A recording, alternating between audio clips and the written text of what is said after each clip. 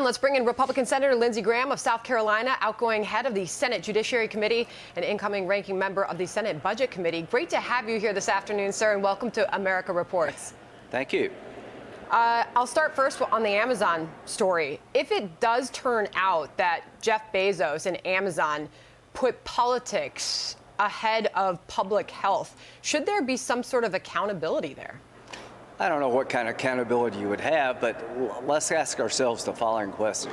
Is Jeff Bezos friendly to the Democratic cause? Yes. He owns the Washington Post. Yeah, I think it's pretty bad that if they had this capability, they should have shared it with the Trump administration.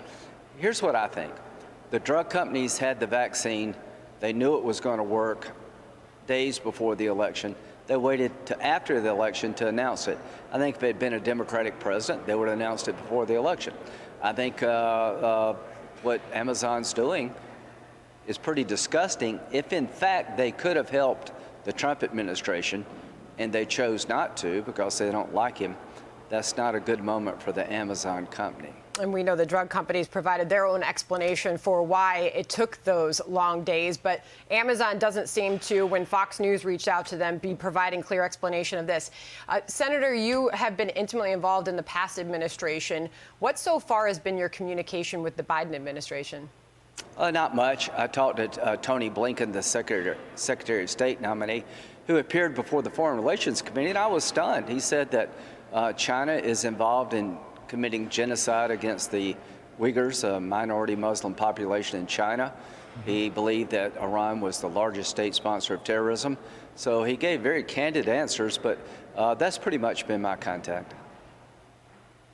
Senator, let's move on to impeachment, because it looks like an article of impeachment will at some point be going over to the Senate from the House. Nancy Pelosi saying earlier today that it would go over, quote, soon, and also saying this about calls to not have a trial in the Senate. Listen here. I don't think it's very unifying to say, oh, let's just forget it and move on. That's not how you unify. You're going to get a get out of jail card free because people think we should make nice and forget that people died here on January 6th. Obviously, Senator, what happened there in the Capitol building on January the 6th was horrific, but now we've moved on to a new administration to go back and try to have a trial in the Senate purely for the reasons of making sure that President Trump can't run again for federal office. Is that worth potentially jeopardizing this grand unity that President Biden is trying to achieve, or at least says he's trying to? Well, that'd be up to Nancy Pelosi. If she sends the articles over, under the law as it exists today, the Senate will drop everything and we'll move to a court of impeachment. And my hope is that we will do this quickly if the articles come over. It shouldn't be drug out. There's not a whole lot of facts to be discussed. You know what happened. You can make up your own mind. I think the unconstitutional argument is persuasive. I'm hoping a Democrat or two will believe that impeaching a president out of office is bad for the presidency, bad for the country as a whole. So my hope is that if we do get the articles of impeachment, that we move forward quickly. We're not going to do two things at once. We're not going to enact the Biden agenda in the morning and impeach President Trump in the afternoon. If the articles come to the Senate, we will focus on them exclusively. I look forward to making the argument that this is unconstitutional, and we'll see what happens. Real quick follow-up on that, Senator. Do you mean no witnesses, no evidence? Do you mean that quickly? That'd be up to the presenters.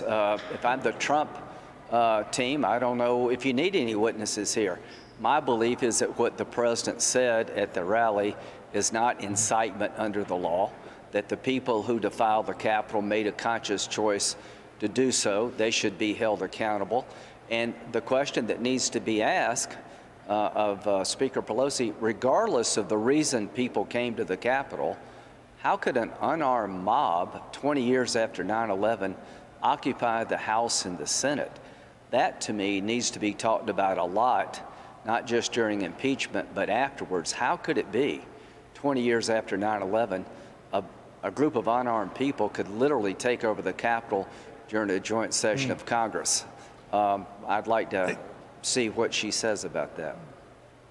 Senator, some Democrats are accusing Republicans of giving reconnaissance tours to people in the days ahead of the riot there on Capitol Hill.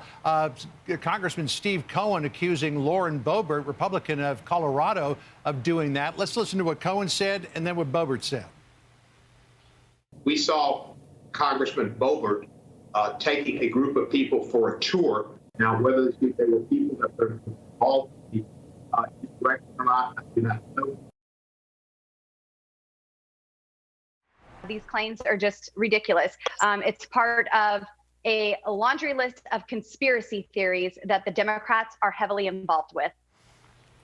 Congresswoman Boebert, Senator Graham, says that she was showing family around, and Congressman Cohen, you can barely hear him there, but he says whether these were people that were involved in the insurrection or not, I do not know, yet they're throwing these accusations around. Yeah, Congressman Cohen from Tennessee has been a very destructive voice in all of this. He basically accused every white member of the National Guard of being a Trump supporter that had to be checked out in terms of their ability to defend the Capitol. I want to thank the National Guard and all those who made the inauguration safe and flawless. If I were her, I would sue the guy for slander and make him give a public apology. I can't think of a worse thing to say about a fellow American than they were in on the effort to defile the Capitol. Senator, I would never say that unless I had really rock solid proof. Real quick, with the few seconds that we have left, you've seen the number of executive actions that this new president is taking in the first couple of days of office. What concerns you the most that you've seen him do so far? Well, he doesn't have the ability or doesn't have the will to stand the left down. These executive actions, I think, are going to make us less energy independent. It's going to hurt the economy, but that's a political debate. President Biden could, by picking up the phone, stand down impeachment.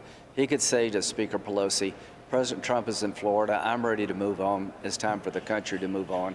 His refusal to do that shows me that he really doesn't have the ability or the willingness to unify us, because that would be a layup.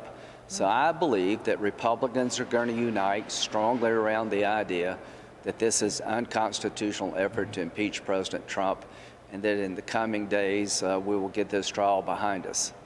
Senator Lindsey Graham, appreciate your time this afternoon. Thank you. Thank you.